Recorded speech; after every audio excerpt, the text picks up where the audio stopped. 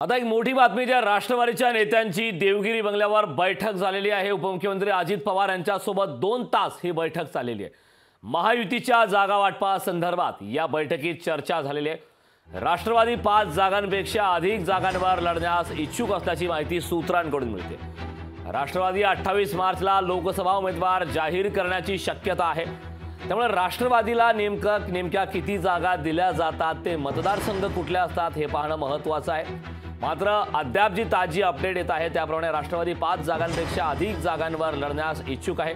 खरं तर या ठिकाणची जर माहिती घेतली तर या आधी गडचिरोलीच्या जागेवरती राष्ट्रवादी ठाम होती, मात्र त्या ठिकाणी आता भाजपने आपला उमेदवार जाहीर केलाय। साताऱ्यामध्ये उदयनराजे भोसले हे घड्याळ चिन्हावर लढण्यास तयार नाहीत, मात्र त्यामुळे ती देखील जागा भाजपकडे जाण्याची शक्यता आहे। या व्यतिरिक्त परभणीच्या जागेवरती देखील राष्ट्रवादीने दावा केलाय। परभणीची जागा देखील सध्या संभ्रमात आहे।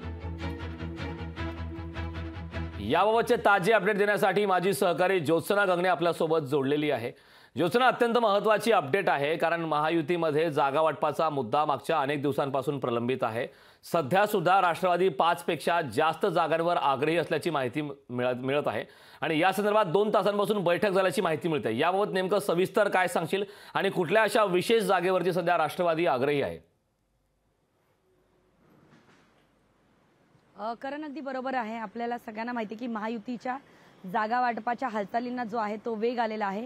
भाजपकडनं त्यांच्या उमेदवारांची घोषणा करण्यात आलेली आहे, मात्र महायुतीचे 2 महत्त्वाचे घटक असलेले अजित पवार यांच्या राष्ट्रवादीकडून आणि मुख्यमंत्री एकनाथ शिंदे यांच्या शिवसेनेकडून जे आहे अद्याप एकही उमेदवार जो आहे तो घोषित करण्यात आलेला नाहीये। एका बाजूला मुख्यमंत्री शिंदेंच्या बंगल्यावरती काल बैठक झाली महायुतीच्या महत्त्वाच्या नेत्यांची, तर दुसरीकडे आज सुट्टीचा दिवस असून सुद्धा अजित पवार यांच्या देवगिरी शासकीय बंगल्यावरती जे आहे ते खासदार प्रफुल्ल पटेल आणि मंत्री छगन भुजबळ यांच्यामध्ये तब्बल 2 तासाची चर्चा महायुतीच्या जागा वाटपाच्या आणि खास करून राष्ट्रवादीच्या जागा वाटप ज्या आहेत ज्या जागा आहेत त्यांच्याबाबत चर्चा झाली। 2 तासांची ही चर्चा होती, बंद दाराआड ही चर्चा होती आणि त्यामध्ये महत्त्वाचं म्हणजे शिरूर या जागेला घेऊन, मावळ या जागेला घेऊन जे आहेत ती चर्चा जास्त झाल्याचं माहिती जी आहे ती समोर येते। 28 मार्च रोजी महायुतीच्या राष्ट्रवादी अजित पवार गटाकडून त्यांच्या उमेदवारांची घोषणा करण्यात येईल अशी सूत्रांकडून माहिती मिळते।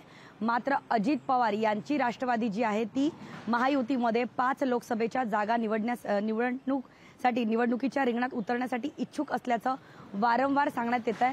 आता जी बैठक झाली त्याच्यानंतर सुद्धा तिन्ही नेत्यांपैकी जे 2 नेते होते प्रफुल्ल पटेल आणि छगन भुजबळ यांनी माध्यमांना जरी प्रतिक्रिया दिली नसली तरी सुद्धा त्यांचं सुद्धा असंच म्हणणं होतं की आमची ताकद जी आहे ती पश्चिम महाराष्ट्रामध्ये जास्त असल्यामुळे पश्चिम महाराष्ट्रामध्ये खास करून शिरूर आणि मावळ या व्यतिरिक्त कोकणातली जागा जी आहे ती सुद्धा मिळवण्याचा प्रयत्न जो आहे तो अजित पवार गट यांच्याकडून करण्यात येते। त्यामुळे 5 पेक्षा अधिक जागांवरती महायुतीमध्ये राष्ट्रवादीच्या अजित पवार गटाकडून जे आहेत ते वारंवार आग्रही भूमिका घेतली जाते।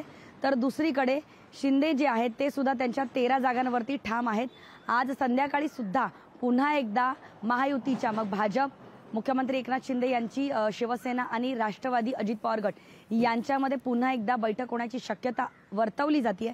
मात्र आज जी अजित पवार यांच्यात बैठक झाली, अजित पवार आणि त्यांचे 2 नेते जे आहेत प्रफुल्ल पटेल आणि छगन भुजबळ यांच्यामध्ये राष्ट्रवादीच्या अजित पवार गटाचे 5 जागांसाठी उमेदवार फायनल झाल्याची माहिती मिळत आहे। मात्र 28 मार्चला नेमके ते उमेदवार कोण असतील आणि कोणत्या जागांसाठी ते आग्रही असतील याकडे सर्वांचं लक्ष आहे। मात्र 3 जागा जसं की आपण म्हणतोय की रायगड, मावळ आणि शिरूर या 3 जागांसाठी राष्ट्रवादी अजित पवार गट जे आहे ते आग्रही आहे। त्याचबरोबर साताऱ्याची जागा जी आहे उदयनराजेंची त्याच्यासाठी सुद्धा खलबत जी आहे ती आजच्या बैठकीमध्ये चर्चा करण्यात आली आणि येत्या महायुतीच्या बैठकीमध्ये अजित पवार यांचा गट जो आहे तो पुन्हा एकदा 5 जागांसाठी आग्रही असल्याचं सांगितलं जात आहे। मात्र नक्की ज्योत्सना, याबाबत नेमक्या आगामी काळात काय घडामोडी घडतात, जागा वाटपामध्ये राष्ट्रवादीला नेमक्या किती जागा दिल्या जातील याकडे आपण लक्ष ठेवून असणार आहोत। मात्र तुर्तास या महत्त्वपूर्ण अशा माहितीसाठी खूप खूप धन्यवाद।